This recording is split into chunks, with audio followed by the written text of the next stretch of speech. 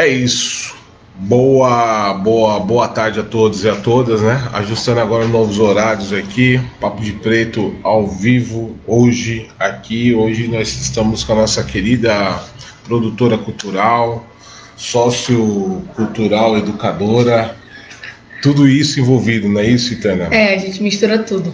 Muito obrigado, boa tarde, seja bem-vinda pela primeira vez no Papo de Preto. É isso, né, Itana? Boa tarde, eu que agradeço o convite, prazer estar aqui. Tá rolando. Tá rolando. Então, Itana, um dos motivos, a gente teve 2 meses aí muito desafiadores nesse processo, e eu queria começar aqui o nosso bate-papo antes de você se apresentar, dizer quem você é, o que você está fazendo, o que está rolando. A primeira coisa que eu queria te perguntar é como é que está nesse período de quarentena e como é que você está se virando, como é que tá as coisas, como é que estão as relações. Então, tudo muito novo, né? E muito estranho também. Às vezes a gente se pega pensando que é só um sonho, um pesadelo. Eu falo, não acredito que eu estou vendo uma pandemia acontecer. Então, alguns momentos é isso. Aquela, não, isso é uma histeria coletiva, é uma loucura. Aí outros momentos não, tô bem, a família tá bem, a saúde tá bem. Aí outros momentos ai, todo mundo vai morrer. Já era, acabou. Então, é um mix de muitos sentimentos. Sempre eu costumo dizer quando me perguntam, né? É os altos e baixos. Tem dia que tá tudo bem, a gente consegue fazer exercício, a gente consegue trabalhar bacana. Tem outros dias que a gente já fica mais deprimido. E é assim. Mas de modo geral, estamos indo bem. Estamos conseguindo aguentar o rojão da pandemia. Entendi. Então eu queria aqui agradecer, a gente está ao vivo aqui diretamente hoje na live especial aqui, vocês estão sabendo disso. Eu vou começar já dando os toques aqui antes que eu esqueça. Primeira coisa, aniversário da 87.9, a Rádio Voz da Comunidade, 19 anos, a primeira rádio do Brasil a ter titulação para poder operacionar no sistema que a gente conhece hoje. Lembrando que é uma rádio comunitária, porém FM, então parabenizar todo o Grupo Mocossi aí pelo trabalho, por ter aberto a rádio para as comunidades e os programas todos aí estão presentes. Então, um forte abraço a todo mundo, muito obrigado e parabéns a nós da rádio. Certo? Segunda coisa, queria agradecer o pessoal, nosso patrocinador, nosso Cabana Mariana. Forte abraço, pessoal trabalhando, empenhando nesse período de pandemia, estão entregando a delivery a partir de 19. Queria agradecer muito pela força. E também queria agradecer pelo Instituto Gangazumba ainda pela parceria longa, aqui longeva, aqui no programa com a gente. Então, forte abraço, muito obrigado a todos.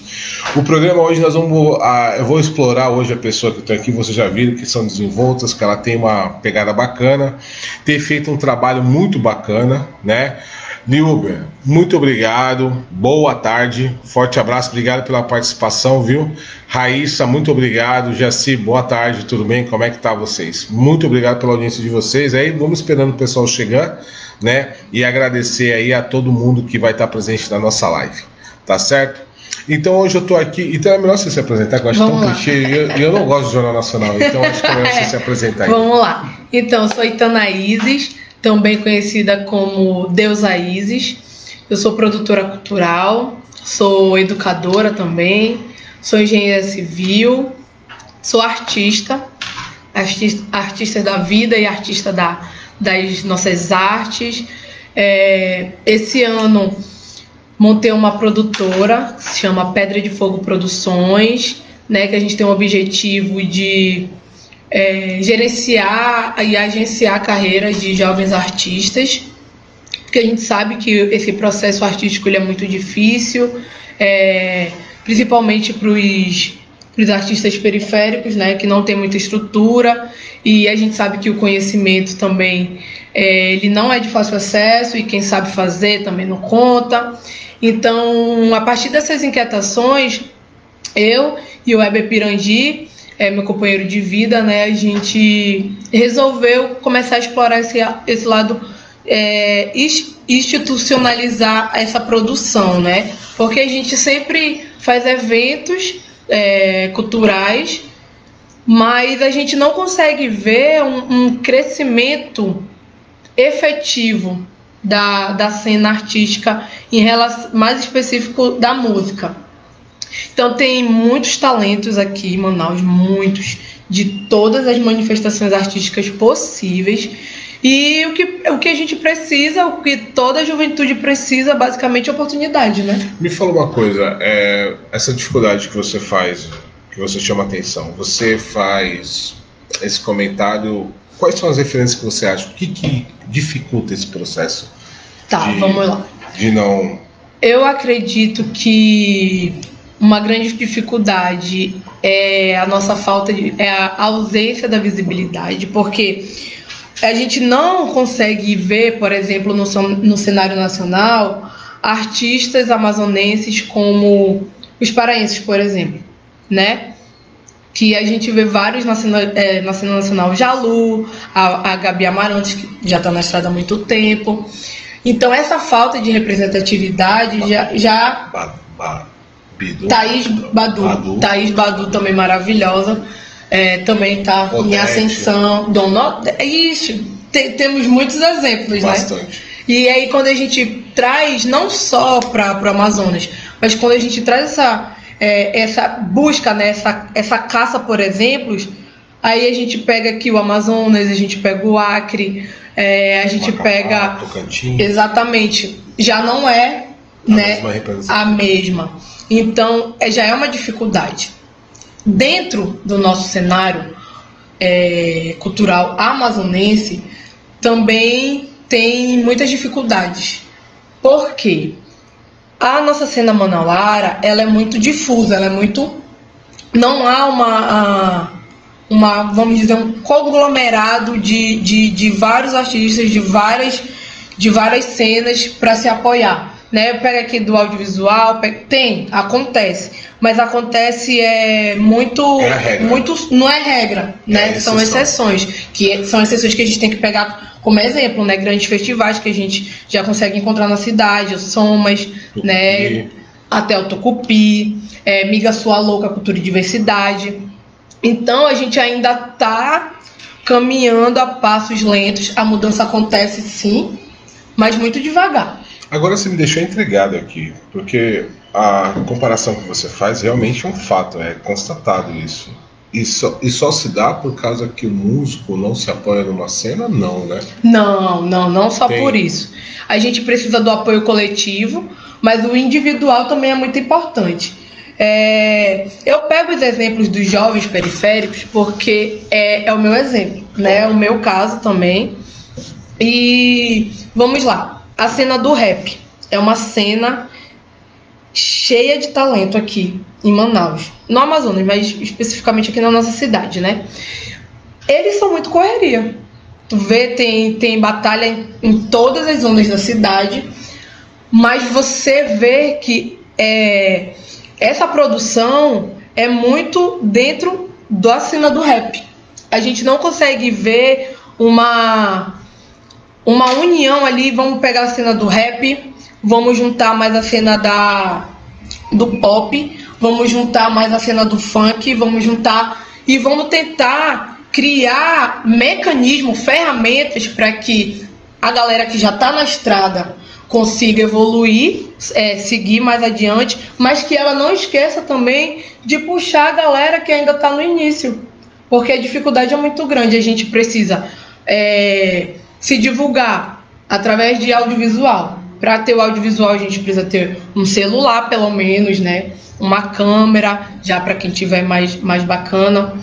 A gente precisa pensar em roteiro, a gente precisa pensar em figurino, em cenário. Então, cada pontinho desse compõe uma carreira, né?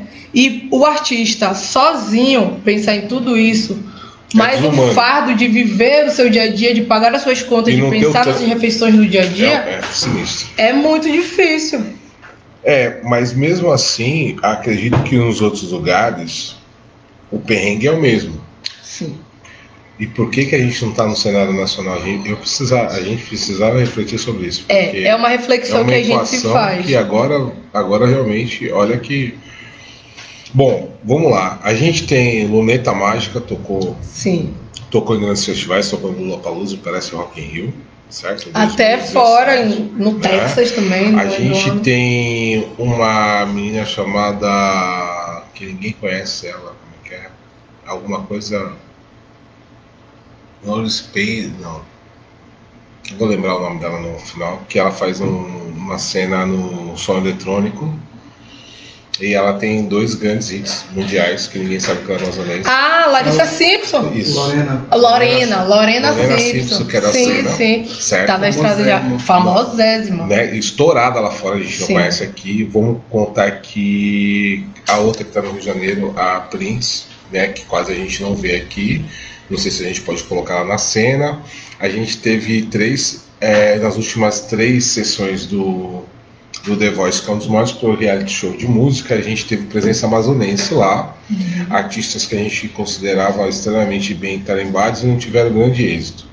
Mas o que me deixa muito broxante é a volta disso, porque parece que é pior quando a pessoa sai de um reality desse, parece que a carreira não aconteceu, parece que não funcionou, parece que ele teve só aquele tempo na Rede Globo, né? Então, acontece alguma coisa que eu não sei te dizer, e a gente tem grandes nomes de peso da música, não só da composição, né? Eu que sou basicamente do universo do samba, nossa, a gente tem... O Mingau ganhou 15 samba-enredos na Grande Família, nos últimos 15 anos ele ganhou todos os samba-enredos lá, nós temos o Chica da Silva, nós temos o Júnior Rodrigues, que tem a Conexão Manaus, que está sempre fazendo atividade, a gente tem músico pra caramba que compõe, né? Tem o João Pompolho, um parceiro que faz samba rock, 30 anos do Oásis do Pagode. A gente tem um trabalho autoral bastante forte, a gente tem grafone, a gente tem um abraço pro Jander, que não tá bem, tá? Espero que saia o mais rápido possível dessa, né? A gente tem um pessoal que tem produzido, eu entrevistei o Aruac, falei certo, né? Sim. Também, que chegando na pista. A gente tem Conexão Zona Norte, que é o pessoal que já passou lá comigo. A gente tem Conduta 09, que é um grupo de rock lá da Alvorada, muito bacana. O que acontece? Não é por grande produção, né? Não. Eu acredito, sabe, Luiz, que a gente tem Chileno, Caboclo Crioulo, Tucumano, tem a galera. E quando, assim, por exemplo, a gente tem a Laíde Negão. Isso. O menino Tucumanos. também. O rapper que produziu agora o Vitor Xamã. O Vitor Xamã. Eu acho que em relação a nacional, quem a gente consegue ter. Claro, gente, eu não tô desmerecendo a galera que já veio antes, que já veio. Eu tô falando mais da galera jovem, da galera mais nova, sabe? Não tô falando dos consagrados, né? Eu tô falando daquele artista que ele tem... Tá ralando todos os dias, né? Exatamente.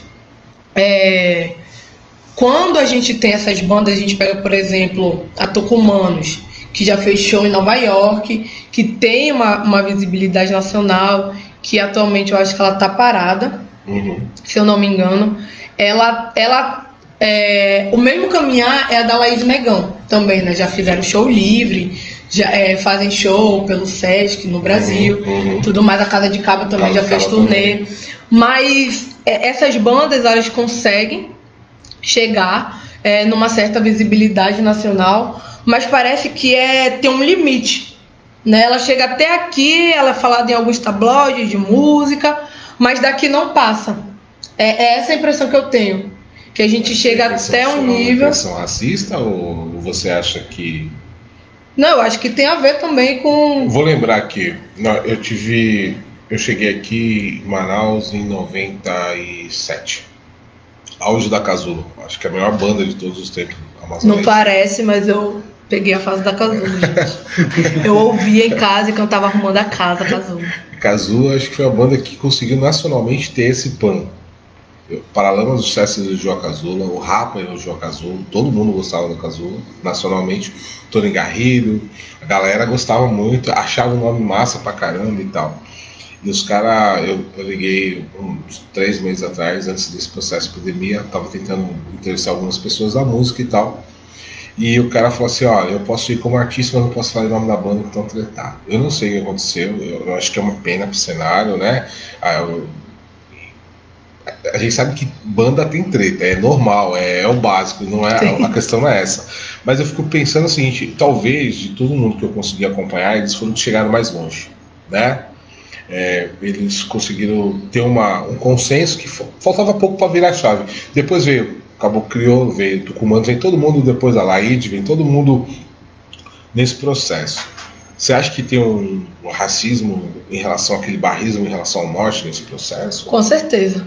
Eu acredito que um dos nossos maiores empecilhos seja essa questão racista mesmo do norte, né?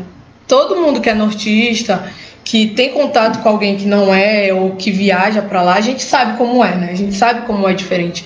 E eles pensam, basicamente eu vou falar aqui o que eu penso, o que eu acho, que basicamente eles pensam que a gente é inferior, que a gente depende deles. Então essa visão que eles têm de poder sobre o norte não é só de uma questão financeira, que a gente sabe que o racismo ele se utiliza de diversas formas para tomar conta de todo mundo, da mente das pessoas, né? Então, não é só uma questão financeira, é uma questão cultural.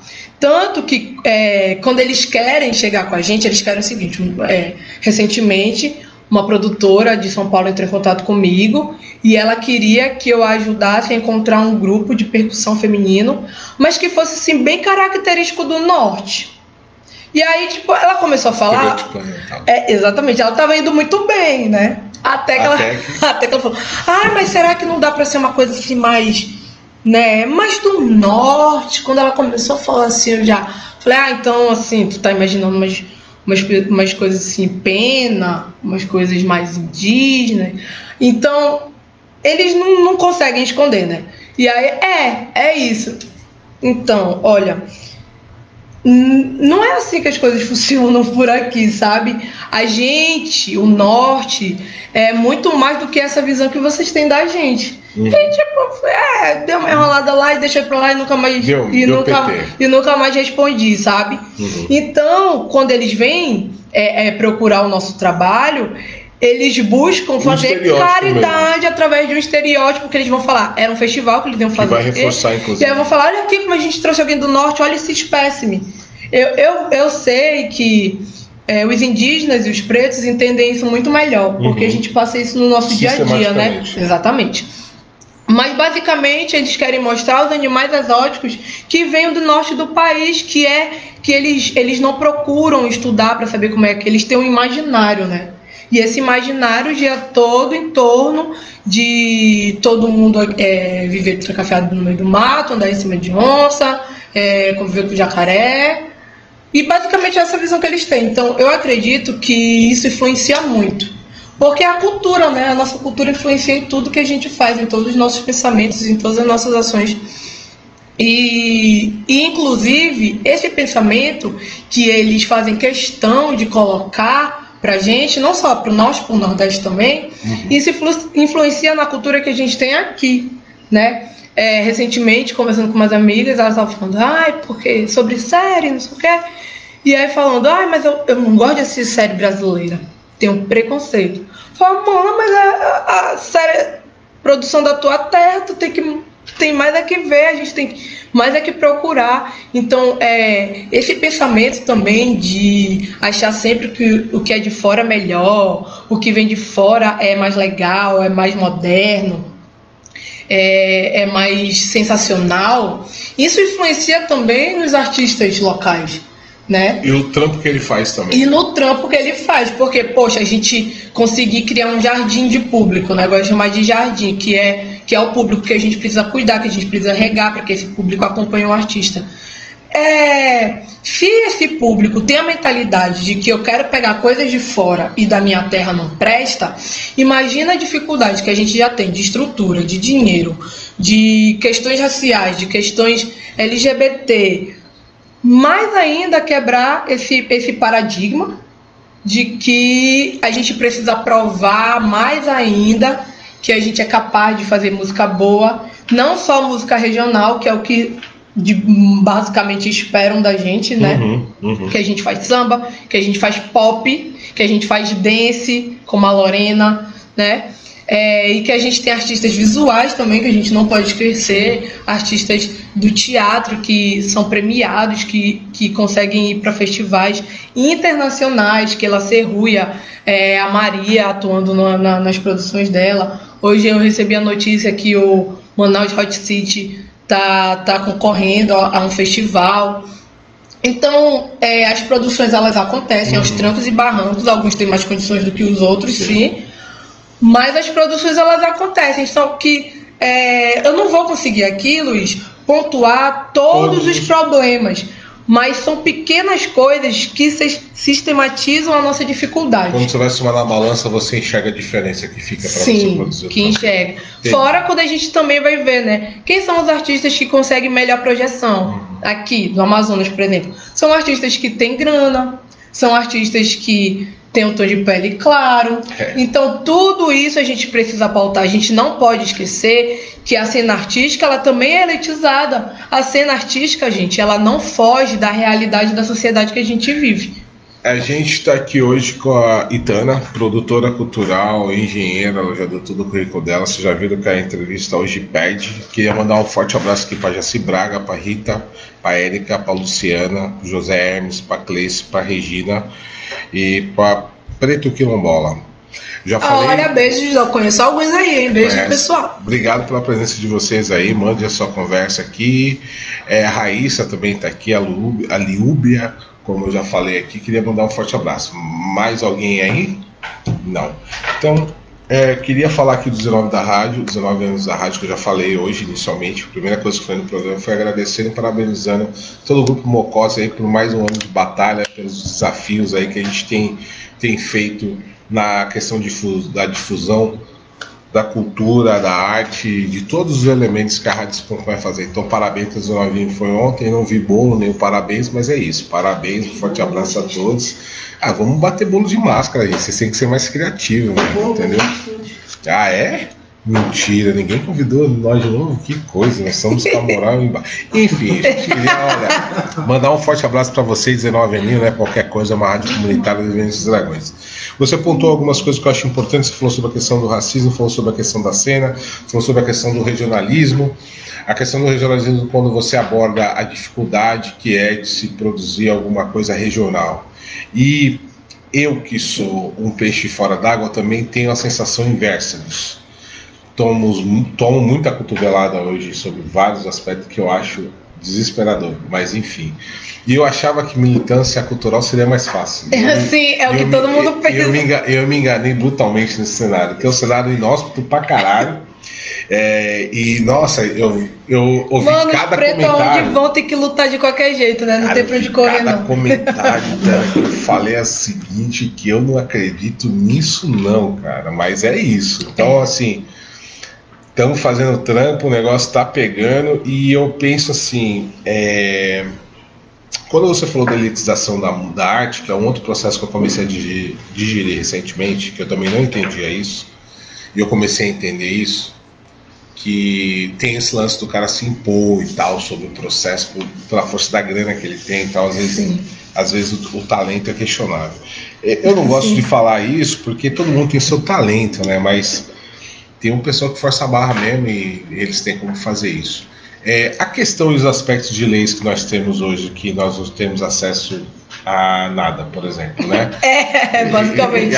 Isso, temos o jeito de não ter nada. Essa questão, a gente tem a lei do incentivo, que foi um trampo aí feito por um movimento cultural muito forte. Sim. Foi aprovado alguma coisa, tem um monte de artistas sofrendo na questão da pandemia. O cara que não tem outro trampo. E para não fazer o advogado do cara, do tinhoso, a rede social não era para facilitar esse processo? Ela não tem um lance para facilitar essa questão de você disseminar a sua arte e tal? Sim, com certeza. Por que nós estamos então discutindo sobre isso? Então vamos lá. Internet. A internet, ela é uma terra de ninguém e ao mesmo tempo é terra de todo mundo, né? Melhor dizendo, a terra de Zuckerberg. Não, ele é o dono da terra, né? Ele é o monarca da terra. Exatamente isso. A gente só faz o que ele quer. Agora vocês vão ter que fazer história. A gente fazer o quê, né? A gente vai, porque a gente precisa divulgar o nosso trabalho. Mais. Então, assim, lembrando daqueles problemas das ferramentas físicas, né? De você poder ter a oportunidade de conseguir ter um Instagram, de ter um Facebook, de conseguir fazer a sua própria produção. Temos a questão que eu acabei de falar, né? Que nada, o racismo ele está em todos os lugares e nenhum pedacinho da nossa sociedade vai deixar de ter esse racismo, e a internet não é diferente.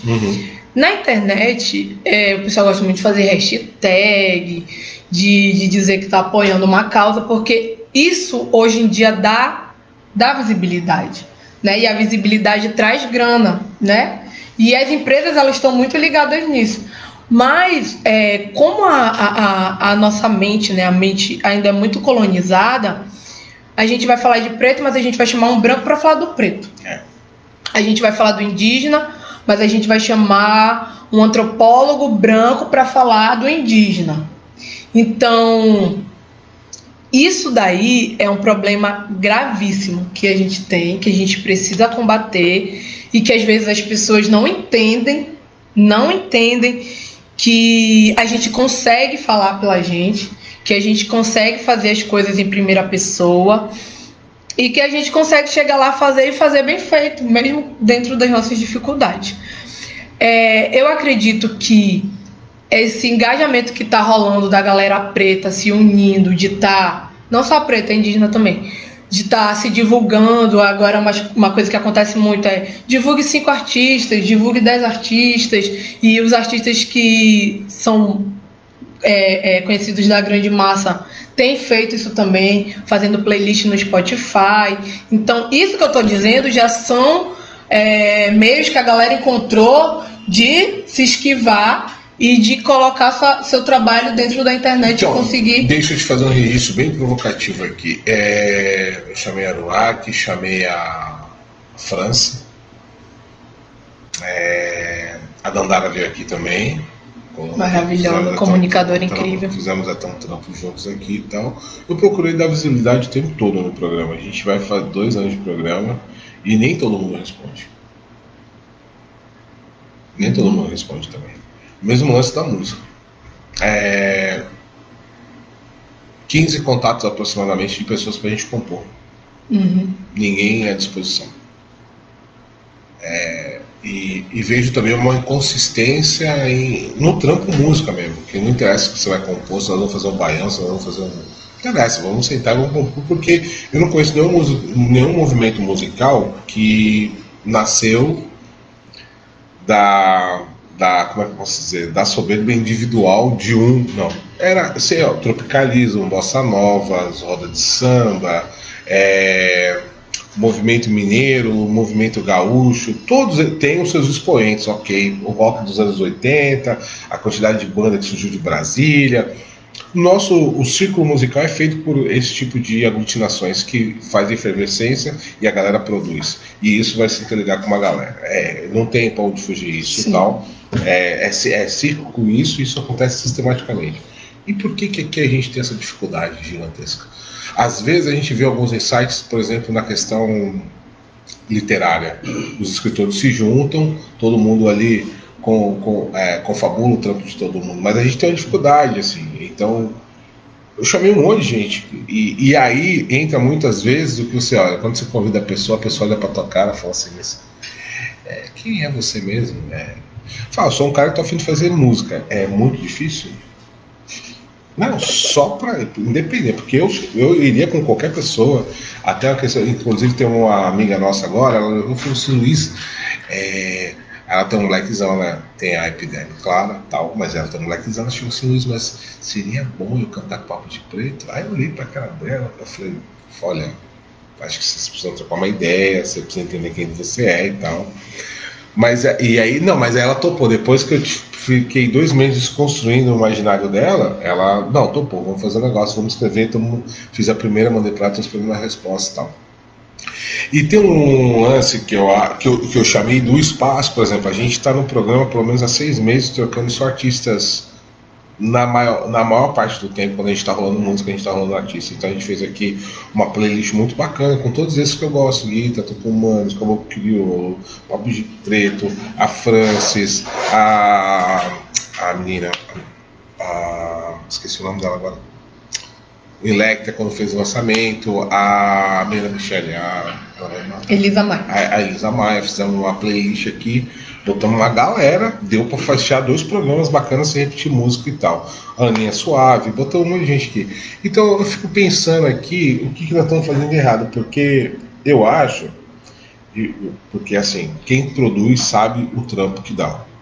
E eu sou um cara que estou envolvido com cultura há muito tempo, mas com música recentemente, e dá um trabalho que as pessoas não têm noção, cara. Porque a última coisa é cantar. Eu descobri que a última coisa que você vai fazer é subir no palco. Primeiro você vai carregar o gelo, checar a bilheteria, vender o ingresso, fazer toda a publicidade, fazer o marketing, para depois você pensar. E você tem que subir belíssima ainda. O cara tem que falar assim, pô, mas ele desafinou ali. A voz tem que estar... Né?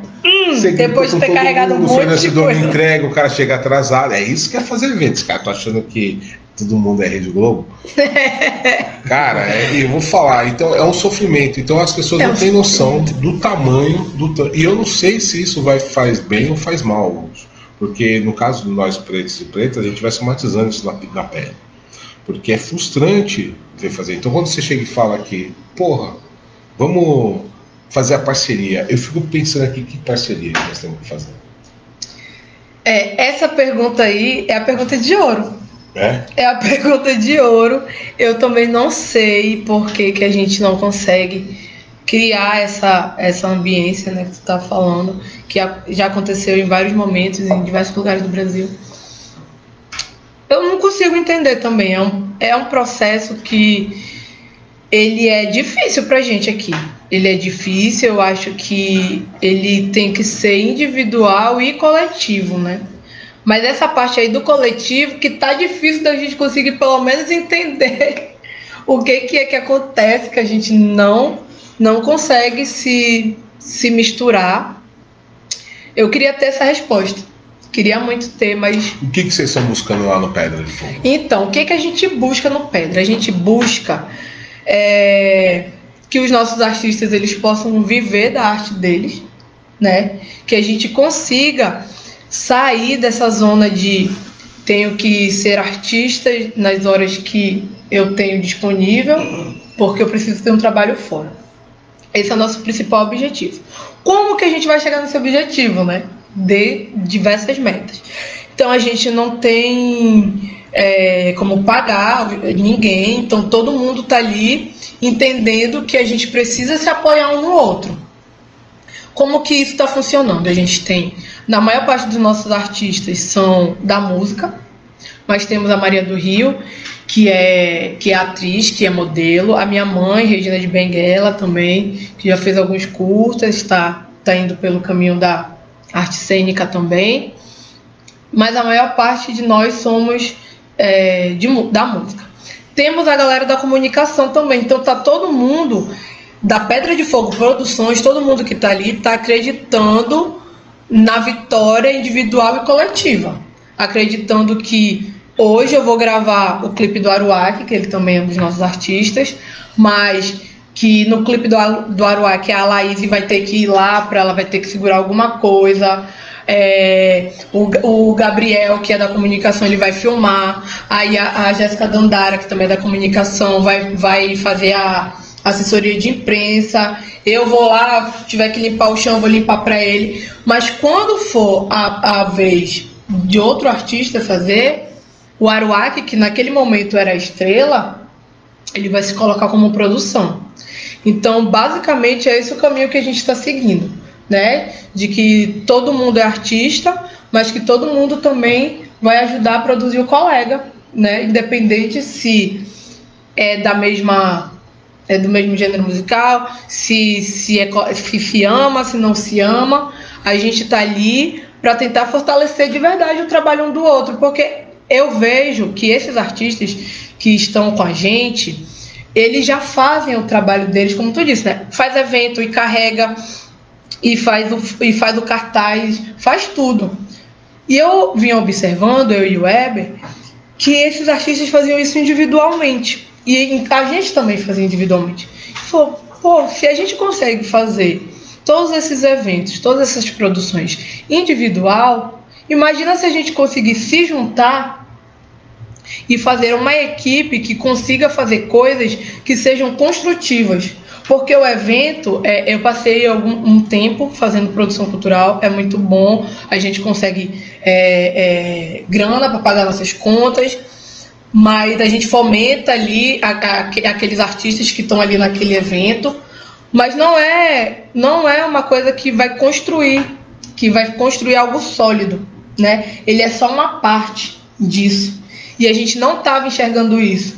A gente estava fazendo uma parte do que é preciso para chegar lá onde a gente quer e a gente nunca chegava. E passa ano, e a gente, caraca, a gente, né, os shows não lotam tanto, as redes sociais não tem tanta gente, a gente não consegue produzir um CD e vender 1.000, 2.000 cópias de CD. O que a gente está fazendo de errado?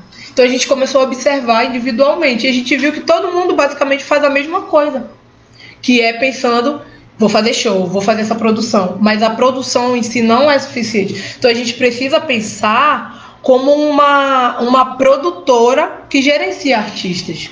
Eu tive uma ótima discussão com o Lamar quando eu cheguei para ele e falei o seguinte. Referência e... Pô, sim, grande lógico, referência. Grande referência, musical também, artista. Mas eu falei para ele o seguinte,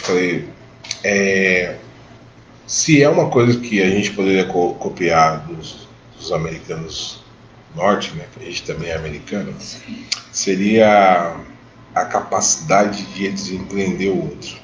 Porque eu falo assim... De quê? A capacidade que eles têm de empreender o outro. Empreender. Olha com essas coisas pra caralho, vejo coisas pra caralho, mas o cena do rap americano, a primeira coisa que o cara faz, e eu falo isso muito do gênero samba especificamente, o cara monta uma produtora. Ele vai produzir mais 500 amigos ali. Vai. Até um estourar. Vai. Só que o que acontece hoje? Eu vou estar te falando isso, que eu vou te contar depois, né? Aqui não é o momento de eu ficar chorando, estou apresentando o programa.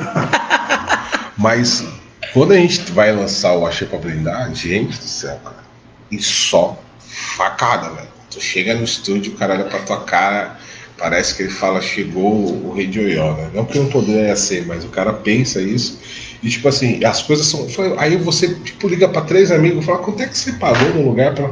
Não, eu paguei X, mas por que o cara tá me cobrando 2, 3 vezes mais? E a outra coisa que me deixa muito puto é o cara não entender o seu trabalho. Ou seja, o cara não tá ele não quer relação com o seu trabalho, ele quer fazer o que é técnico. Então, ó, eu vou jogar aqui um brilho aqui, vou subir, é isso aqui, tá, querido? Não tô procurando isso porque é o trabalho da minha vida, o cara não sabe quanto eu sou aí pra compor, pra escrever, pra fazer. E eu que comecei a dominar instrumento recentemente, não tenho habilidade harmônica de sair tudo certinho. Eu me identifico também. Cara, aí você vai atrás de um cara pra fazer a campo harmônico, os caras enrolam, velho. Eu vou te falar, eu tô pra chegar a 300 horas de YouTube, tranquilamente. E aí eu vou falar, mas o campo harmônico é isso não pode ser complicado. Por que o cara dificulta tanto a transformação da... Gente, eu falo, porque eu fico pensando, tudo bem, ele não pode gostar de mim que sou preto, e não pode gostar de... Mas por que o cara não se dispõe a propósito da música, daquilo que ele fala fazendo isso? Né? Porque quando você fala do lance artístico, por exemplo, de quem é artista de palco, ele tem esse comportamento de se doar, de ir lá, de ajudar a fazer um roteiro, ajudar a fazer uma luz. Isso no teatro ele não é um problema, não é desmérito, entendeu? Você ir lá no cara de uma banda que está na mesma linha que você, que vocês estão disputando um público, um espaço, isso, eu acho que é até bom isso, né? Então eu fico pensando aqui, por que as pessoas se comportam desse jeito? Porque aqui não era o lugar para ter esse tipo de coisa. E aí você fica chocado, você já vai para casa, estão lá com seu tampa, para quem tem um baseado, para quem não tem faz outras cositas, o cara fica pensando na vida, o que ele vai esperar do mercado, porque se tá assim aqui agora, gente, imagine quando você tentar alçar outros voos. É complicado. Eu pego o maior exemplo que eu tenho em casa, que a gente sempre usa, é o sertanejo. Olha aí. O sertanejo, ele dominou tudo. Tudo. A rádio, a televisão, os bares, o Spotify, em todo lugar é sertanejo. E aí você vai ver o seguinte: Quem é que produz quem?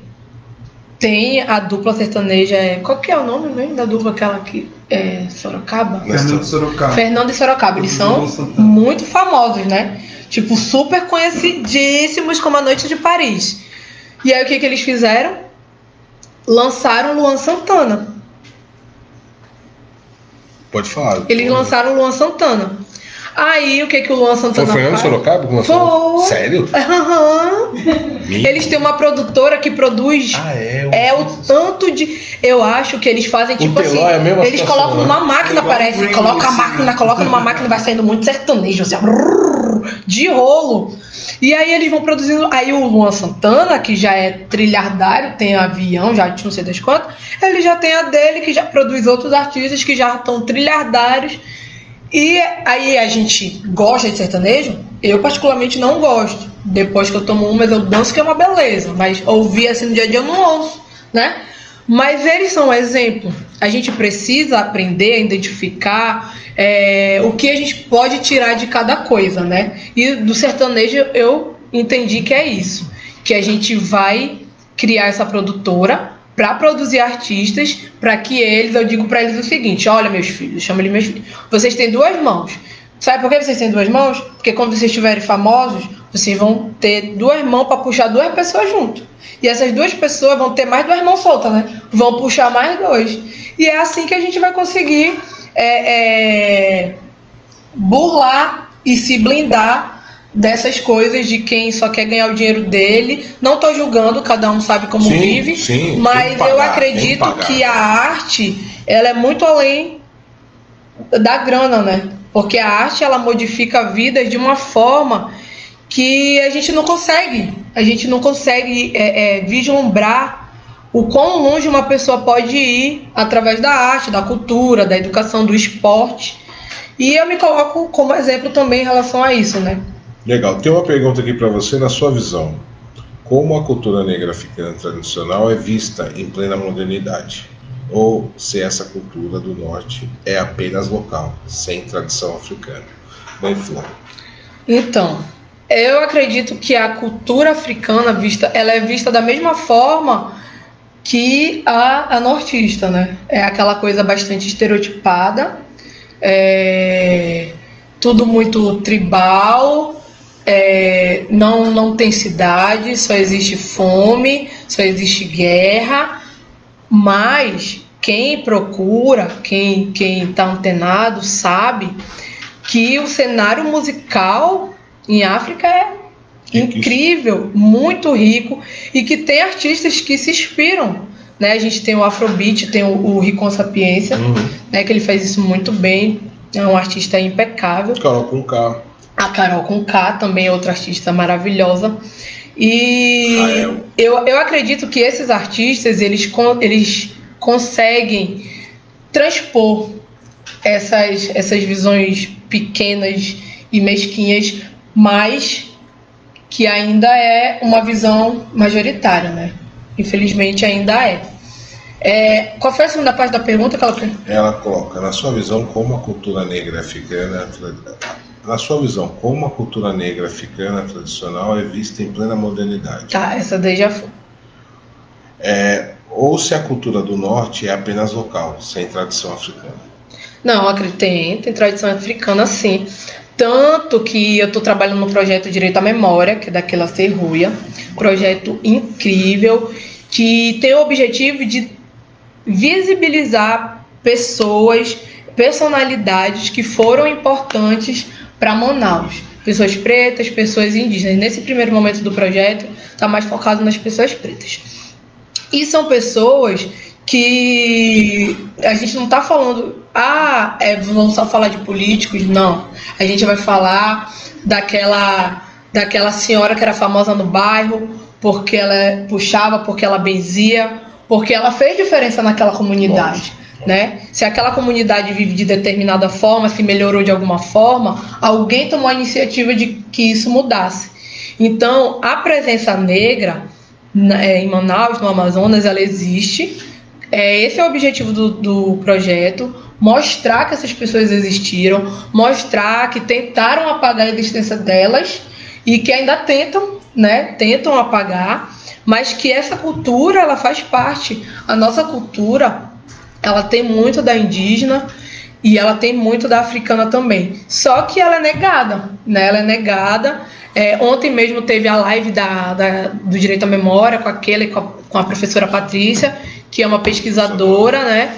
Historiadora da UFAM, que ela fala sobre a presença negra aqui. E essa pesquisa é muito importante para a gente mostrar, para a gente provar que não é delírio nosso, não, que existiu, que pessoas pretas vieram para cá, que pessoas pretas construíram essa terra junto com os indígenas, tentam apagar isso, mas a gente não pode deixar de esquecer. E sim, influenciou e influencia na cultura nortista, sem dúvida nenhuma. Até mesmo porque muitos nordestinos vieram para cá também, durante o ciclo da borracha. Então, assim, é muita coisa. É muita coisa que foi apagada, mas que é muito importante que a gente reviva para que a gente tenha a nossa identidade, né?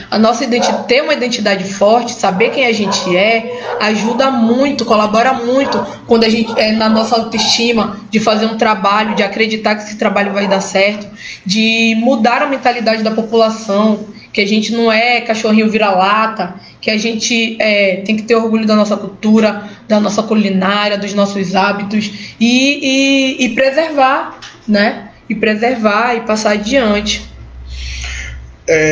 Eu preciso perguntar para você, quando a gente pensa de produzir e trabalhar como você está fazendo no Pedra de Fogo, né, produções, eu acompanhei algumas coisas, inclusive a gente fez uma parceria que eu achei muito bacana no lançamento do Nossa Pra Brindar, inclusive tem uma pendência, né, a galera, né, Aí eu vi a pandemia também, ninguém mais falou também, foi basicamente isso. Mas eu fiquei mal, eu fui diagnosticado, já justificando aqui, já. Então, gente, eu fico aqui pensando o seguinte, tá, legal, criamos um gueto aqui, vamos fortalecer esse gueto, vamos fazer aqui. Aí, eu vou fazer uma pergunta. Qual é o planejamento de carreira de vocês nesse processo? Vamos lá. Então, basicamente, é imitar o que já se faz no Brasil todo, né? Que aqui a gente faz de modo individual, que é criar uma marca. O artista, ele é uma marca, né? A gente precisa começar a pensar de modo mais marqueteiro, vamos dizer assim, né? Para a gente conseguir entrar no mercado, né? Certas coisas a gente precisa se adaptar. E essa questão da marketing é uma. Então, nosso planejamento é que a gente cria um conceito do artista, porque o artista, ele precisa saber o que ele quer passar, qual é a mensagem que ele quer transmitir. Porque a gente transmite desde a hora que a gente chega. Quando eu vejo o figurino do artista, eu já vou saber mais ou menos o que ele está querendo me comunicar. Tudo na arte comunica. Né? Então, criar esse conceito para que o artista entenda o que ele quer fazer, o que ele quer passar, para que a gente consiga passar isso de uma forma bem objetiva e que o público entenda, né? Então, beleza, essa é a nossa primeira parte, né? Nossa primeira etapa de entender cada artista, de entender o trabalho de cada um. A partir disso, a gente vai para uma questão que a gente precisa entender de tudo, né? Então, aí entra o audiovisual.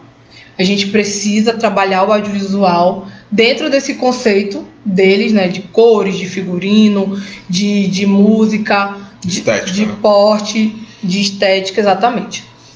Então, fazer produções audiovisuais, porque hoje a gente não consegue fazer nada se não tiver audiovisual envolvido. Não tem para onde correr. A gente precisa do audiovisual e muita gente está tendo que se reinventar, porque a internet trouxe isso, né? Só metade do planeta. Só, né? Só metade. Teve que se reinventar, de falar, cara, e tem que fazer vídeo, e tem que fazer story, e tem que... Então, o audiovisual é muito importante. Então, pegar pesado na parte do audiovisual. Aí vem a etapa que a gente está com mais dificuldade, que a gente não sabe como que vai ser, por conta da pandemia, que é show. Isso em dinheiro. Né? Que é fazer os shows, que a gente não sabe como é que a gente vai trabalhar ainda, né? Agora as casas começaram a voltar, tem bastante regras que precisa seguir.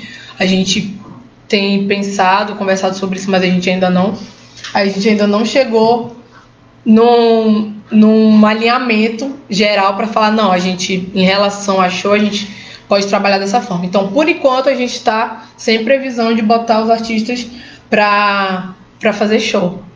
Até porque a gente ainda tem que entender como é que vai ser o impacto dessa reabertura dos mercados, das casas de show, se essa questão da saúde pública não vai ficar sinistra de novo. Então a gente precisa ter essa paciência. Mas o planejamento anterior a isso já estava sendo feito. Nós já tínhamos, inclusive, mandar um abraço para o pessoal do Odete. Seria legal falar deles também. Baodete, parece que eles estavam reabrindo essa semana. Eu adoro. Ixi, mano, a gente sempre o bicho pega ia por lá. A gente tava, na verdade, na semana da quarentena, que a gente entrou de quarentena. Mesma semana. Foi na mesma semana, tipo, a gente entrou de quarentena na terça, na quinta a gente ia começar com o primeiro show lá. No Odete. No Odete. O Odete virou a sede lá de vocês. A gente gosta muito de lá, os nossos artistas já tocavam lá antes também. E aí a ideia era que a gente fizesse uma residência no Odete. Então seria dia de quinta-feira. Toda quinta-feira ia ser a Odete de Fogo, até o nome, né? Que era a mistura do Odete com a Pedra de Fogo. E aí toda quinta-feira a gente ia fazer essa residência. Qual é a ideia da residência, né? Conseguir a grana do busão, né? Pedir um cover bacana, botar o artista para praticar experiência de palco. Porque, Luiz, muitos dos nossos artistas eles estão zerados de carreira, eles vão começar a carreira agora. Então, o Aruá, que já está na estrada, Gawa já está na estrada, o Web já está na estrada, mas temos artistas como eu mesma, a Adria, a Débora, que ainda não tem um trabalho, né? Então, que precisa pegar essa experiência de alguma forma. Então, essa residência ia ser também uma forma da gente trabalhar. Olha, a gente tem o Vitor Felipe, que é o publicitário, que é ator, dançarino, também super talentoso, que ele vinha fazendo esse trabalho antes da pandemia de preparar, né, o nosso elenco, fazendo oficina de dança, de interpretação. E a parte da residência já ia ser a parte prática dessas oficinas, né? Que a gente ia botar em prática aquilo que a gente estava aprendendo e a gente ia observar como cada um ia se desenvolver e como a gente pode construir um show, porque a gente pensa em fazer tudo muito com conceito e profissionalismo, criar show para cada um, porque aqui, mano, desde criança, gente, eu nasci nos anos 90, né? Eu amo pop, minhas divas pop, sempre acompanhei. Então, eu tenho uma visão de show, uma coisa muito... E canta, e dança, e pula, e aparece gente, chama a gente pra cantar, e canta junto. Então, é uma prática que a gente também quer colocar, uma prática que seja comum, da gente construir coisas básicas que a gente tem ao nosso alcance, construir um cenário para o show, construir um figurino para aquele show, dançarinos para aquele show, fazer parceria entre os próprios artistas para cantar junto, fazer não só para produção musical, de audiovisual, mas também no show falar, olha aqui, eu trouxe aqui o meu feat e eu vou cantar, a gente vai cantar junto e ele vai cantar só a música dele também. Porque eu sinto muito falta de shows mais marcantes aqui na nossa cidade, assim, com uma construção mais pensada, né? Além da música, para além da música.